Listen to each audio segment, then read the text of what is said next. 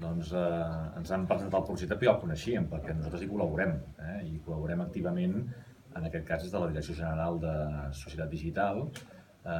perquè treballem molt des del govern la transformació, en aquest cas, utilitzant el que es coneix com la innovació social digital, que vol dir incorporar els ciutadans en els processos d'innovació. La redefinició d'aquest espai, d'aquest museu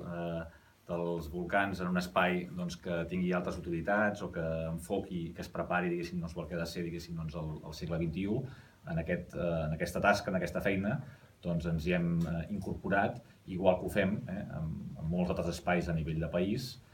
com per exemple amb la xarxa Puntix, que estem també transformant arreu del territori per transformar-los en espais d'innovació, de cocreació, que permetin al ciutadà incorporar-lo en aquest procés de canvi del que ha de ser un espai, en aquest cas, dedicat als volcans, però ara, diguéssim,